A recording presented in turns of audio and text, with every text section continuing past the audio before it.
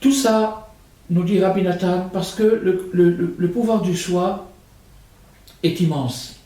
Et il y a la possibilité, chez l'homme, de concentrer sa pensée avec une grande force, à tel point qu'il puisse attirer à lui ce qu'il veut.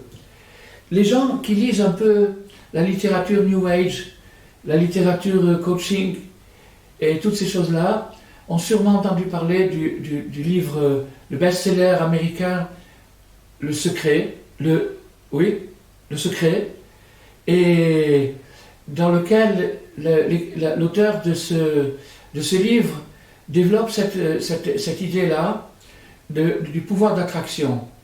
Du pouvoir d'attraction, c'est-à-dire qu'on peut par la pensée attirer ce qu'on veut à nous. On a ce pouvoir-là, qu'Ajoucho, Dieu nous a donné ce pouvoir d'attirer à nous ce qu'on désire. Mais pour le faire, il faut un certain entraînement. C'est un art, un métier qui consiste à savoir concentrer sa pensée. Concentrer sa pensée.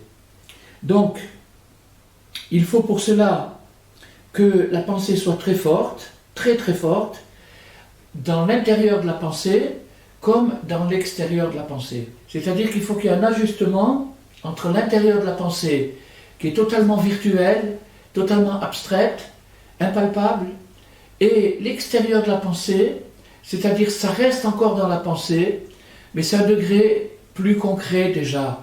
C'est-à-dire quand je pense, je me dis je vais aller me promener. Donc quand j'ai cette idée qui me vient dans la tête, c'est une pensée. C'est quelque chose d'abstrait qui n'a pas de dessin, qui n'a pas de définition, qui est totalement abstraite. Mais quand je continue à penser sans parler, je me trouve tout seul, donc j'essaye de ne pas trop me parler à moi-même tout seul. Donc, qu'est-ce qui se passe dans ma tête? Dans ma tête, il se passe que je vais parler à un personnage fictif et je vais lui dire, tiens, si on allait vers le parc, faire une petite promenade dans le parc, ou alors si on sortait carrément de la ville, ou si on allait vers la mer, etc., etc. Donc quand je vais formuler ma pensée intérieurement, sans encore l'avoir fait sortir au niveau de la parole, quand je vais formuler ma pensée intérieurement, je vais donner un dessin, je vais donner une extériorité à la pensée. C'est ça ce qui s'appelle l'extériorité de la pensée. L'intériorité de la pensée, c'est le vouloir et l'idée, qui sont totalement abstraits, qui n'ont pas du tout de forme, qui ne sont pas définis. Et l'extériorité de la pensée, c'est le dessin que je donne, la forme concrète que je donne à ma pensée encore dans ma tête avant de l'avoir exprimée par la parole. Donc quand on arrive à ajuster ces deux choses-là, la pensée intérieure et la pensée extérieure, on a une pensée très très très forte.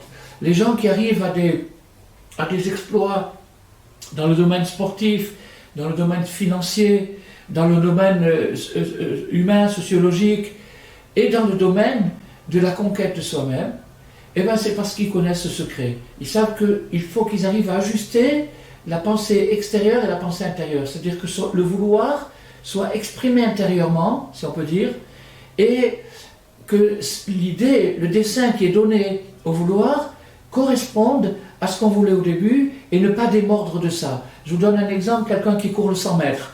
Vous savez très bien que le 100 mètres a été tellement couru déjà dans l'histoire du sport que c'est des fractions de millièmes de seconde que ça se joue aujourd'hui. Donc la personne qui veut atteindre un record ou au moins arriver au standard des records, elle doit pendant toute la période, la durée du 100 mètres, ne pas démordre une seconde de sa pensée « je veux y arriver le plus vite possible ». Et la personne qui arrive vraiment à ne pas se distraire, à conserver cette pensée, peut arriver à faire des exploits en considérant bien sûr qu'elle est les membres physiques qui s'y prêtent. On peut pas, si quelqu'un n'a pas la vue, il ne peut pas se mettre à faire de la peinture. Si quelqu'un n'a pas l'ouïe, il ne peut pas se mettre à faire de la musique. Donc il faut avoir les kélim, il faut avoir les instruments qui s'y prêtent. Mais quand on a les instruments moyens et normaux, et qu'on sait concentrer sa pensée, c'est-à-dire ajuster la profondeur de la pensée avec l'extériorité de la pensée, alors à ce moment-là, on arrive à des merveilles.